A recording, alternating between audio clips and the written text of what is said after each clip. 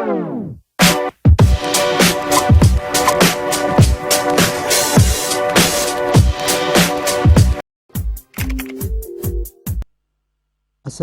warahmatullahi wabarakatuh. Anak-anak semuanya dimanapun berada, alhamdulillah pada kesempatan yang baik ini kita bisa kembali lagi melaksanakan kegiatan pembelajaran secara online untuk mapel fikih kelas 7 MTS semester genap. Kali ini kita akan membahas bab yang ketujuh, yaitu mensyukuri nikmat Allah Subhanahu wa taala melalui sholat fardu, jamak dan qashar. Kali ini kita akan membahas sholat jamak qashar. Ya, kalau sholat jamak kemarin kita sudah bahas pada video sebelumnya. Nanti kalian bisa buka di channel Ari Production. Baik anak-anak semuanya, sebelum lanjut mari kita berdoa terlebih dahulu. Mohon kepada Allah semoga kita senantiasa diberi perlindungan, kesehatan serta ilmu yang bermanfaat. Bismillahirrahmanirrahim. Raditu billahi rabba wa bil islami dina wa bi Muhammadin nabiyya wa rasula rabbi zidna ilma warzuqna fahma amin ya Allah ya rabbal alamin.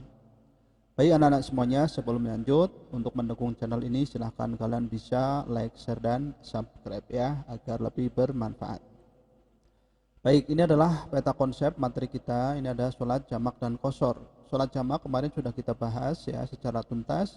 Nah, kali ini kita akan membahas sholat qashar. Nanti pengertian sholat qashar, syarat sholat qashar, kemudian tata cara pelaksanaan sholat qashar, dan juga hikmah dari pelaksanaan ibadah sholat qashar ini.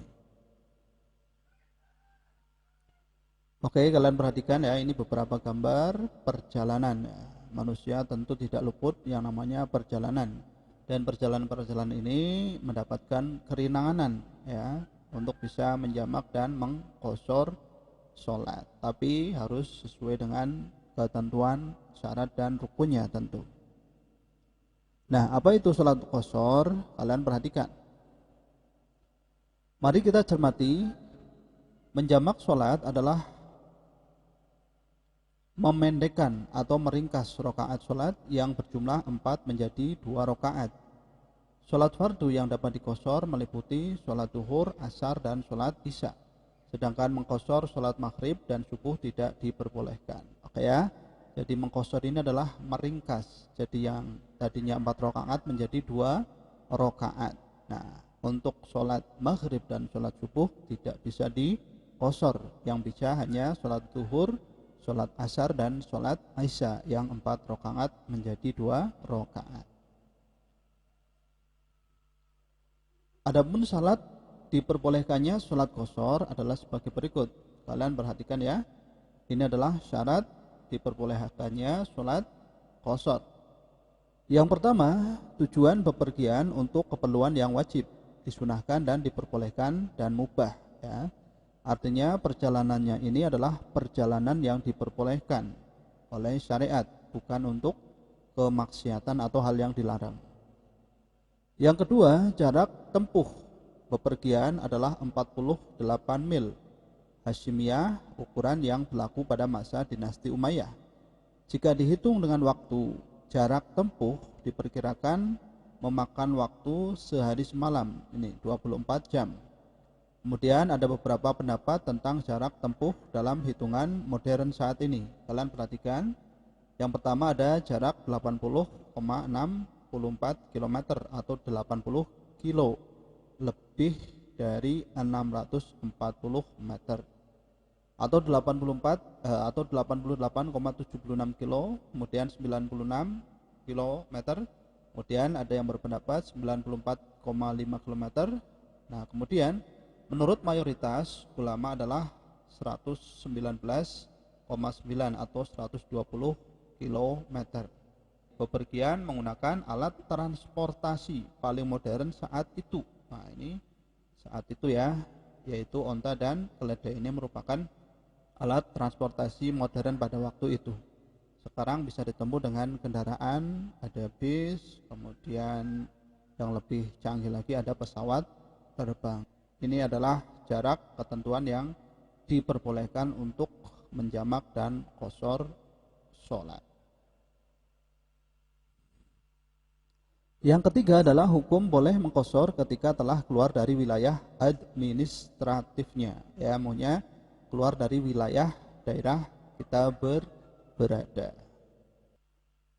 Baik, untuk yang keempat adalah sholat yang dikosor bukan sholat yang berstatus hutang atau qodho, tetapi harus sholat yang ada pada waktunya atau ada. Yang kelima, berniat mengqashar sholat bersamaan dengan takbiratul ihram. Niat harus tepat, terjaga hingga selesainya sholat. Ketika di tengah ragu apakah qashar atau sholat sempurna, maka wajib menyempurnakan sholatnya dengan tidak perlu membatalkan terlebih dahulu. Jadi ketika kita berniat qashar ya harus benar-benar kita ya yakin, tidak boleh ragu. Nah, ini untuk niat sholat qashar untuk sholat duhur. Nanti contohnya seperti ini, nanti di bawah juga akan ada pembahasan lebih detail ya. Usolli fardhu dhuhri maksuratan lillahi ta'ala. Ya, ini adalah contoh sholat duhur yang diqashar. Kemudian yang keenam adalah jika dilaksanakan secara berjamaah, dianjurkan untuk tidak bermakmum kepada imam yang sholat tanpa qashar. Ya, nih. Kemudian mengetahui syarat-syarat mengqashar sholat, bukan hanya sekedar ikut-ikutan. Kemudian meyakini masih belum sampai tujuan. Bila ragu atau yakin bahwa tempat tujuannya telah sampai, hanya belum menemukan alamat pastinya, maka harus menyempurnakan jumlah rakaatnya. Dan yang kesembilan adalah daerah yang menjadi tempat tujuan jelas. Ya, ini adalah syarat dari mengqashar sholat. Adapun dasar hukum sholat qashar, kalian perhatikan, ini ada firman Allah Subhanahu wa taala Al-Qur'an, ya, firman Allah Subhanahu wa taala Al-Qur'an surat An-Nisa ayat 101. Ya, Pak Guru bacakan artinya. Dan apabila kalian bepergian di muka bumi, maka tidaklah mengapa kamu mengqashar sholat kalian jika kamu takut diserang orang-orang kafir. Sesungguhnya orang-orang kafir itu adalah musuh yang nyata bagimu. Nah, ini dasar yang pertama. Kemudian dasar yang kedua bisa dilihat dalam hadis Rasulullah Shallallahu Alaihi Wasallam. Pak Guru bacakan artinya. Itu adalah sedekah yang diberikan oleh Allah Subhanahu wa taala kepada kalian, maka terimalah sedekah darinya. Ya, ini ya. Ya'la bin Umayyah berkata kepada Umar bin Khattab, "Wahai Umar, mengapa kita masih mengqashar salat padahal kita sudah aman?" Kemudian Umar menjawab, "Aku pernah menanyakan kepada Rasulullah Shallallahu alaihi wasallam dan beliau menjawab." Ya, tadi Pak Guru sudah membacakan artinya. Itu adalah sedekah. Jadi yang dimaksud sholat qashar adalah sedekah ini ya, yang diberikan oleh Allah kepada kalian, maka terimalah sedekah darinya. Jadi sholat qashar ini merupakan kemurahan dari Allah Subhanahu wa taala untuk memperingan kita ketika menjalankan ibadah sholat. Nah, kemudian apa yang disebut dengan sholat jamak qashar? Nah, ini perhatikan. Apakah yang kita pahami dengan istilah jamak qashar? Sholat yang menggabungkan jamak dan qashar dalam pelaksanaan sholat. Nah, ini ya, jadi sholat jamak qashar ini adalah sholat yang menggabungkan jamak dan qashar dalam satu pelaksanaan sholat. Contohnya pelaksanaan sholat zuhur dan asar yang masing-masing dilaksanakan dengan 2 rakaat, tetapi juga dilaksanakan pada satu waktu. Boleh di waktu sholat zuhur atau sholat asar. Ya, jadi menggabungkan 2 waktu sholat menjadi satu dan meringkasnya. Ini namanya sholat jamak qashar. Oke, kalian perhatikan. Apakah setiap sholat yang boleh dijamak sekaligus dapat diqashar? Nah, untuk menjawabnya maka harus dipadukan dulu kriteria yang menyebabkan terjadinya hukum diperbolehkan. Kalian perhatikan, ya, sholat yang memiliki 4 rakaat. Ini qashar sholat ya, jamak sholat tidak ya. Jadi sholat memiliki 4 rakaat, ini bisa diqashar. Sedangkan dalam bepergian dengan jarak yang telah disepakati 120 km, qashar sholat ya dijamak juga boleh. Nah, sholat 4 rakaat ini hanya bisa diqashar kalau tidak dalam perjalanan ya. Tapi kalau dalam perjalanan boleh dijamak juga. Kemudian berada dalam kondisi hujan deras dengan cuaca dingin dan ekstrim. Bolehkah dikosor? Boleh. Dijamak? Tidak boleh.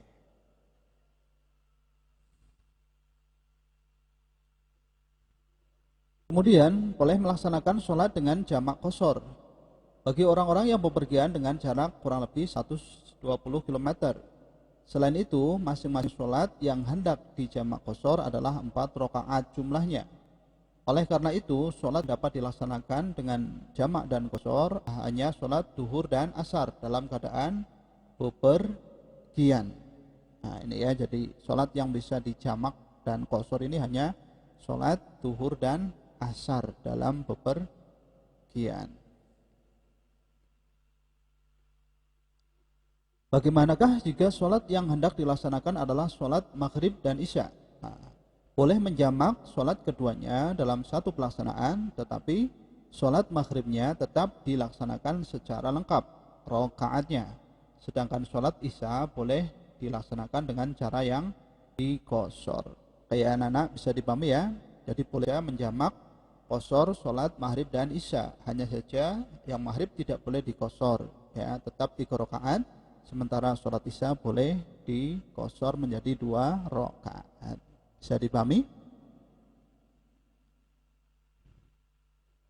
Adapun tata cara jamak qashar, kalian perhatikan. Yang pertama, bagaimanakah cara kita mengerjakannya? Nah, sama seperti dalam pelaksanaan sholat jamak dan qashar untuk sholat duhur dan asar pada umumnya. Perkara yang membedakan hanya terletak pada niat melaksanakan sholatnya. Nah ini ya, kalian perhatikan dengan baik. Ini adalah niat sholat jamak qashar, sholat duhur dan asar dengan jamak takdim. Mari kita baca bersama niatnya. Usolli fardhu duhri qasran majmu'an ma'al asri jama'a taqdimin ma'muman atau imaman lillahi ta'ala. Ini sholat jamak qashar antara duhur dan asar dengan jamak takdim. Jamak takdim itu melaksanakan 2 sholat dalam satu waktu pada waktu yang pertama. Kemudian setelah mengucapkan salam dalam rakaat kedua, berdiri dan berniat mengerjakan sholat asar bersamaan dengan pelaksanaan takbiratul ihram. Ya, ini cara pelaksanaan sholat jamak qashar antara duhur dan asar. Setelah selesai sholat duhurnya, kemudian melaksanakan sholat yang kedua, yaitu sholat asar.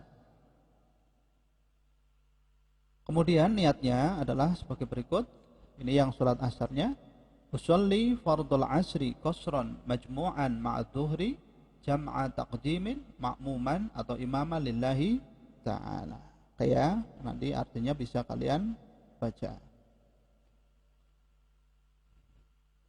Kemudian niat sholat jamak qashar, sholat duhur dan asar dengan jamak takhir. Artinya sholat duhur dan asar dikerjakan pada waktu sholat asar. Nah, bagaimana niatnya? Kalian perhatikan. Usolli fardhu dhuhri qasran majmu'an ma'al asri jama'a takhirin ma'muman atau imaman lillahi ta'ala. Ya, jadi bedanya di sini ya, di jamak takhirnya. Setelah mengucapkan salam dalam rakaat yang kedua, kemudian berdiri dan berniat mengerjakan sholat asar bersama dengan pelaksanaan takbiratul ihram. Oke. Niatnya bagaimana? Kalian perhatikan. Usolli fardul asri qasran majmu'an ma'ad duhri jama'a takhirin ma'muman atau imaman lillahi ta'ala. Kayak bisa dipahami ya Nana ya.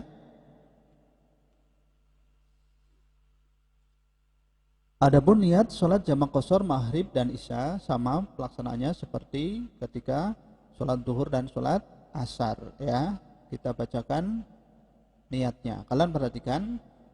Usolli fardul maghribi salasa raka'atin majmu'an ma'al isya'i jama'a taqdimin ma'muman atau imaman lillahi ta'ala. Ya, ingat sholat maghrib hanya harus tetap 3 rakaat. Kemudian setelah itu mengerjakan sholat isya. Usolli fardul isya'i raka'ataini qasran majmu'an ma'al maghribi jama'a taqdimin ma'muman atau imaman lillahi ta'ala. Kayak kalian perhatikan, ini adalah niat sholat maghrib dan isya jamak takdim. Adapun sholat qashar yang dijamak antara maghrib dan isya untuk jamak takhir niatnya adalah sebagai berikut. Bismillahirrahmanirrahim. Usolli fardal maghribi salasa raka'atin majmu'an ma'al isya'i qasran jam'at takhirin ma'muman atau imaman lillahi ta'ala. Ya, sekali lagi. Usolli fardal maghribi salasa raka'atin majmu'an ma'al isya'i qasran jam'at takhirin ma'muman atau imaman lillahi ta'ala. Sedangkan untuk sholat isyanya niatnya adalah usolli fardal isya'i qasran majmu'an ma'al maghribi jam'at takhirin ma'muman atau imaman lillahi ta'ala. Aku berniat mengerjakan sholat isya secara qasar yang dijamak dengan sholat maghrib dengan jamak takhir sebagai imam atau makmum hanya semata-mata karena Allah Subhanahu wa ta'ala. Kayak bisa dipahami anak-anak ya, ini adalah niat sholat jamak qasar, baik zuhur, asar, maghrib atau isya. Mudah-mudahan kalian bisa memahaminya. Oke anak-anak semuanya, untuk selanjutnya adalah hikmah pelaksanaan sholat jamak dan qasar. Kalian perhatikan, yang pertama, belajar bersyukur melalui sholat jamak dan qasar atas kemurahan yang diberikan Allah Subhanahu wa ta'ala. Sudah seharusnya kita bersyukur kepadanya. Bersyukur dilakukan dengan lisan, dengan selalu mengingat Allah Subhanahu wa ta'ala, sifat-sifatnya dan nama-namanya yang agung. Juga bersyukur dengan tindakan, dengan cara melaksanakan sholat fardu, meskipun dalam situasi dan kondisi yang tidak wajar, karena perang maupun bepergian.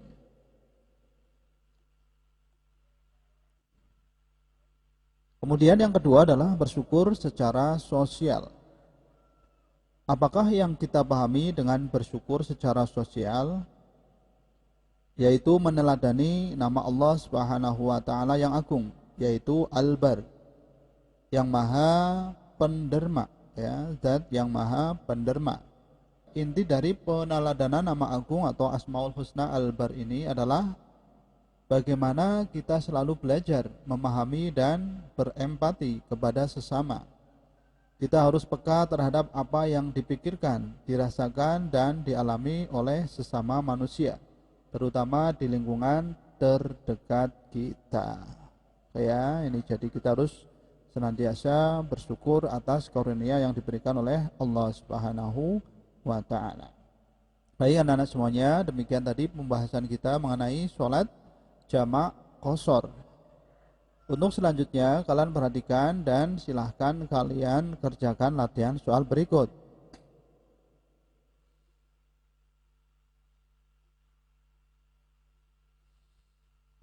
Oke anak-anak, silahkan kalian baca dan kalian kerjakan latihan soalnya ya. Semoga kalian menjadi semakin faham. Baik, terima kasih. Demikian yang dapat Pak Guru sampaikan. Apabila dalam penyampaian materi ini ada kekurangan, mohon untuk bisa dimaafkan. Sekian dan terima kasih. Jangan lupa bantu channel ini dengan cara like, share, dan subscribe. Assalamualaikum warahmatullahi wabarakatuh.